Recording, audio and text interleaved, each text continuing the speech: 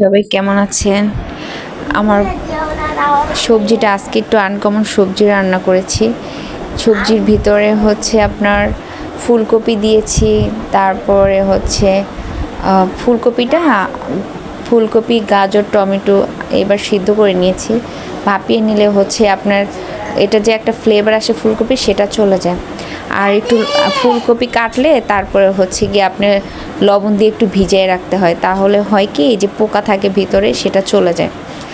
আর আমার রান্নাটা কেমন হয়েছে কমেন্ট করে জানাবেন। এটার ভিতরে আপনারা চাইলে মুরগির যে মাংসটা থাকে সেটা দিতে পারেন, হাড্ডিটা ফালিয়ে, তো ওরকম মাংসের সবজি হয়ে যাবে। ওটা অনেক মজা লাগে, ভিটামিন টাইপের, আর শীতকালীন সবজি তো। দেখেন আমার সবজিটা কত সুন্দর হয়েছে। ধনিয়া পাতা দিছি, কাঁচামরিচ দেওয়া হয়েছে। দেখেন কীরকম লাগতেছে সেটা কমেন্ট করে জানাবেন। এরকম সবজি আপনারাও বাসায় রান্না করে খেতে পারেন।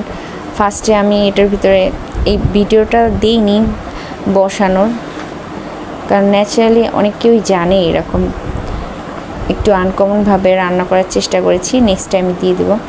ফার্স্টে হচ্ছে কাঁচামরিচ দেওয়া হয়েছে, তারপরে একটু তেল দিয়েছি, পেঁয়াজ দিয়েছি, একটু আদা দিলে কি হয় আপনার হচ্ছে ওই যে ফ্লেভারটা আসে ফুলকপির সিদ্ধ করার পর একটু যে ফ্লেভার আসে সেটা আসবে না।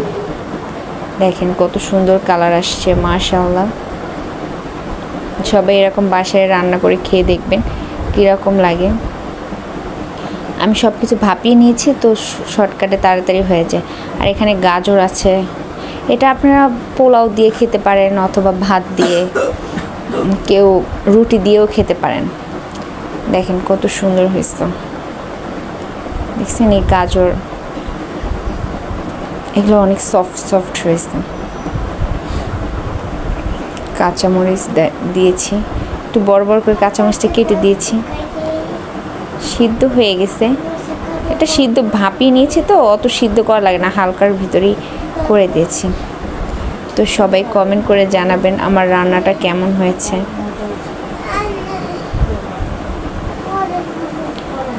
এটা কিন্তু খেতে অনেক মজা। আপনারা চাইলে হচ্ছে এটা একটু গরুর মাংস, হালকা যে সফট মাংস হয় সেটা সিদ্ধ করে আপনারা ওটা দিয়ে খেতে পারেন।